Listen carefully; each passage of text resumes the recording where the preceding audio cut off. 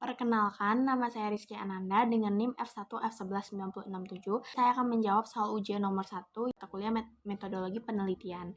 Soalnya yaitu, jelaskan mengapa pada kenyataannya penelitian adalah kegiatan ilmiah yang menjadikan farmasi sebagai ilmu daripada keterampilan teknis saja.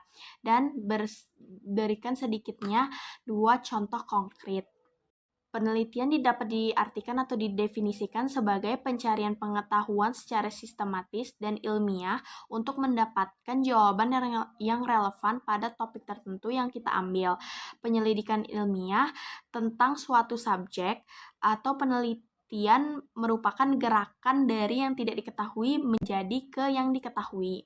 Alasan mengapa farmasi tidak hanya dijadikan sebagai keterampilan saja, tetapi dijadikan sebagai ilmu, karena objek yang dibahas di bidang farmasi itu sangat luas dengan melibatkan dukungan disiplin ilmu lain seperti di bidang fisika, kimia, biologi, farmasi sosial, dan lain sebagainya. Serta MTK sebagai alat komunikasi ilmu pengetahuan di bidang farmasi. Melihat ilmu-ilmu pengetahuan atau kaitan-kaitan ilmu yang bertautan dengan farmasi, dapat dikatakan bahwa farmasi tentu tidak dapat dilepaskan dengan ilmu yang lainnya. Dari 3 kelompok besar seperti alami sains, ilmu-ilmu kemasyarakatan, dan juga humaniora. Dalam ilmu botani, cabang biologi, dapat dikembangkan pembahasan lebih lanjut mengenai sistematika dan morfologi tumbuhan serta anatomi fisiologi tumbuhan di bidang farmasi. Nah, dasar ilmu botani ini dalam salah satu cabang biologi ini dapat dikembangkan di bidang farmasi dan dipelajari lebih lanjut dengan ilmu farmakognosi di fitokimia dan di bahan-bahan alam farmasi. Kemudian selanjutnya, kimia merupakan sebagai ilmu dasar atau penunjang utama bagi ilmu kefarmasian. Kimia dapat dikembangkan menjadi kimia analisis, kimia organik, kimia medisinal yang mempelajari tentang beberapa reaksi kimia, bagaimana proses pembuatan obat dan reaksi obat di dalam tubuh manusia. Kemudian selanjutnya yaitu di fisika merupakan salah satu penunjang ilmu dasar di bidang biologi juga.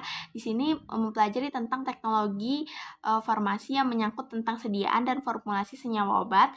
Kemudian bisa dikembangkan di dalam ilmu farmasetika, farmakokinetik, dan teknologi farmasi seperti liquid, semi-solid, dan solida.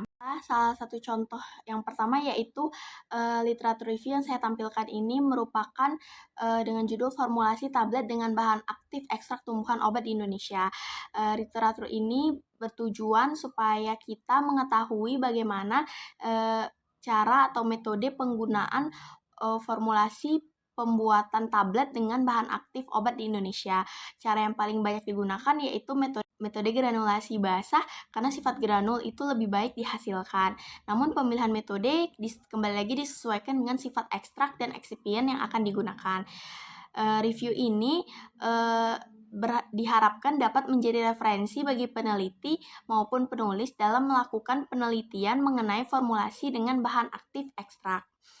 Dari sini kita dapat mempelajari ilmu bagaimana teknologi semakin berkembangnya teknologi yaitu membuat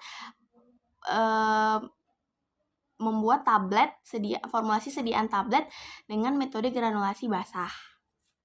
Kemudian contoh yang kedua yaitu dari segi farmasi klinik, lebih tepatnya di manajemen farmasi, bagaimana cara pengelolaan obat. Saya mengambil salah satu contoh literatur review yaitu analisis pengelolaan obat di instalasi rawat inap Rumah Sakit Jantung Bina Waluya, Jakarta Timur, tahun 2019. Pada penelitian ini bertujuan untuk menganalisis input dan proses pengelolaan obat di instalasi rawat inap Rumah Sakit Jantung Bina Waluya, Jakarta Timur, tahun 2019. Dari sini kita dapat meneliti bagaimana cara kita ilmunya dalam mengelola ketersediaan obat di rumah sakit. Dari hasil penelitian ini menunjukkan bahwa keadaan SDM dari segi kuantitas telah mencukupi, tetapi kualitasnya masih perlu ditingkatkan. Ketersediaan fasilitas masih belum mencukupi. Proses perencanaan dan pengadaan persediaan obat dilakukan di setiap saat ketika persediaan obat mencapai titik pemesanan. Proses penyimpanan masih terkendala masalah fasilitas yang masih perlu ditingkatkan. Pendistribusian dilakukan dengan UDD, pengawasan dan pengendalian dilakukan secara periodik dan berkelanjutan. Berdasarkan hasil penelitian tersebut, disarankan agar dilakukan analisis kebutuhan pelatihan bagi sumber daya manusia terkait pengelolaan obat. Kebutuhan pelatihan bagi sumber daya manusia terkait pengelolaan obat, diperlukan adanya penambahan fasilitas penyimpanan obat, serta perlu dipertimbangkan adanya SIM rumah sakit terpadu. Nah, dari sini kita dapat memahami bahwa di dunia farmasi itu tidak hanya keterampilan teknis saja, tetapi kita harus mengetahui bagaimana ilmu kita dalam mengelola obat yang ada di rumah sakit. Tidak hanya di rumah sakit, tetapi bisa di klinik ataupun di puskesmas. Sekian jawaban dari saya ucapkan terima kasih.